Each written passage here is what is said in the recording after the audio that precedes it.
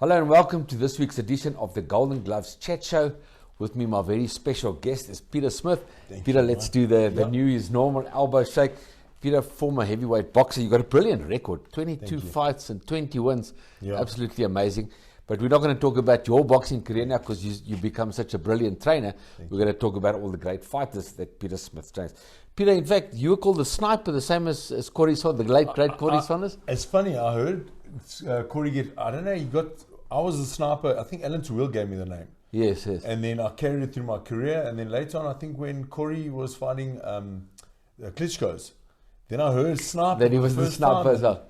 We were stable mates, and he was a good guy. And he was a sniper in a way, you know.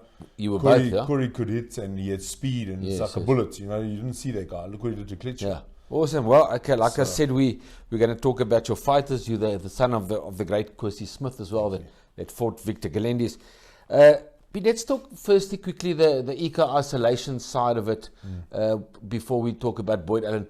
How are you preparing Boyd for this fight with sparring?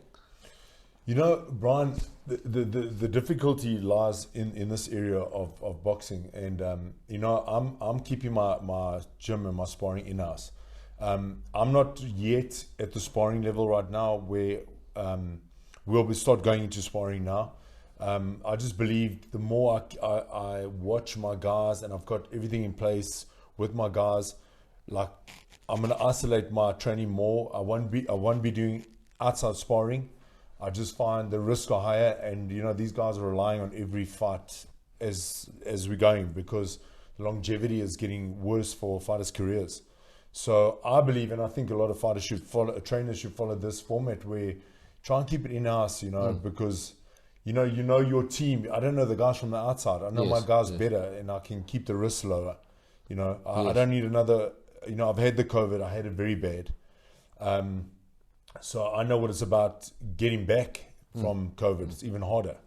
So I'm just going to keep it tight as possible.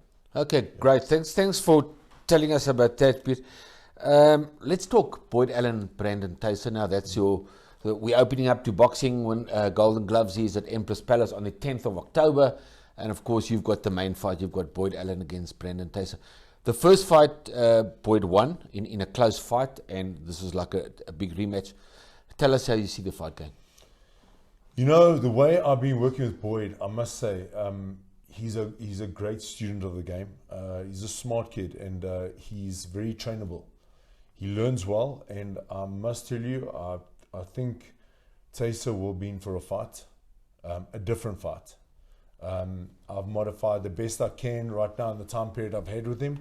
You know, working on my game plan is very important.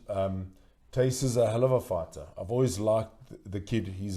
He comes from a good pedigree of fighting. His dad was a great fighter.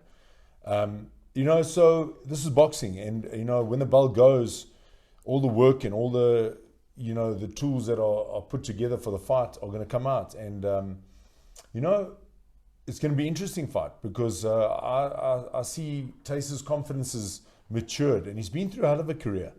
You know, I remember when he fought Bulldog, I thought if he can come out of that, that's a tough kid.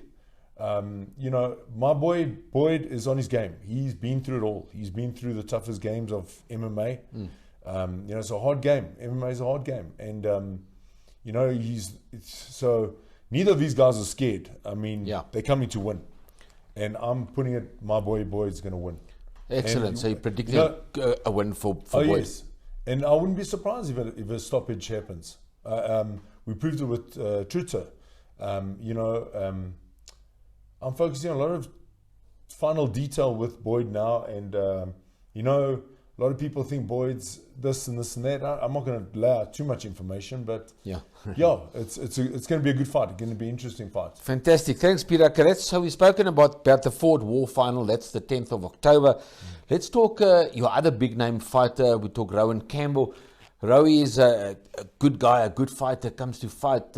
He's always in a fantastic physical condition. Thank you to you with all your fighters.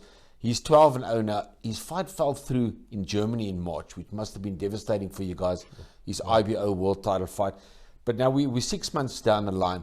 He's got a big fight penciled in for December against Reiner Liebenberg. Reiner, we know, is a warrior, and a local is always lacquer when you get two big guys like a Kali Knudsen fighting a Gerrie Coetzee or something.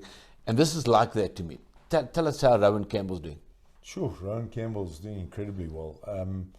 You know, Rowan is, he's, you know, a kid that comes from no background in boxing, no history of boxing. And one thing about him, I saw the fire in that kid. And Reino's that type of kid, you know, Reino's that type of fighter. He's got fire, and it's two fires meeting fire. The biggest fire is going to blaze the other fire out.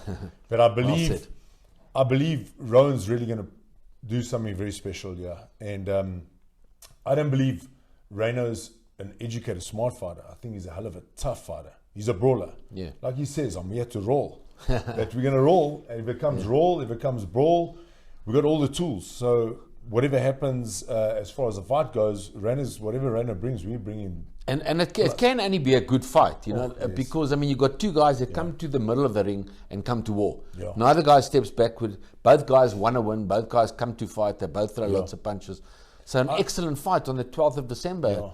Reiner Liebenberg and Rowan Campbell. I promise Reino, because you might have forgotten, I don't know, maybe it was a sparring session you had with Rowan, but early days, Rowan, we needed help with, Reino needed help on one of our sparring, I think it was Kevin or someone, was out, flu or something happened, and I said to the trainers, I said, listen, I can let this young kid, he hasn't had a pro fight yet, and they all like frowned, like, you know, and we helped Reino for I think quite a few fights after that, but it was his first one, and Reino turned his head, and he looked at Rowan because the way Rowan sparred him, and he was shocked, and he knows he's in for a fight, he knows, because every fight that Rowan's fought, the caliber guys he's fought, Alex was hot then. Langa. Yeah, Alex was hot then. Alex was a dangerous fighter, and he didn't want to see this young kid.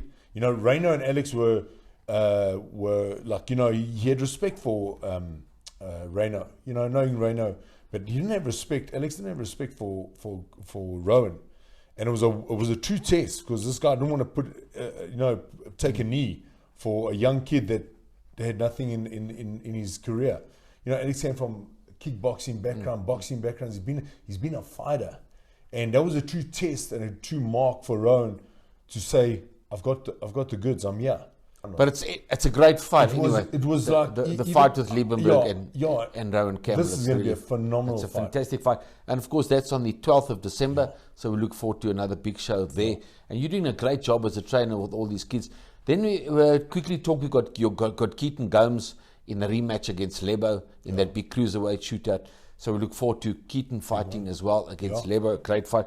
And then of course I call him the golden boy of golden gloves, Kevin Lerena. You've done such a great job with him over the years. He started off a mediocre fighter, and you took him to a good fighter, and he's almost becoming a great fighter now. Yeah. And he's just getting better and better. He's such great physical condition, and I love the way you guys come and put it on the line now, like Mike Tyson does. Talk to us when you think our golden boy Kevin Lerena will fight again. You know, it's sad. It's sad, but it's good, because Kevin had an injury, and he was niggling the injury and carrying it through the last two fights. And, you know, this COVID happened. I said, Kev, go now. Go and see what the position is where we stand. And there was a slight tear in his shoulder, and they went in and they operated. And then we said, perfect. This was like perfect timing, because so he's nurtured his shoulder. His shoulder's like almost 100%. Great.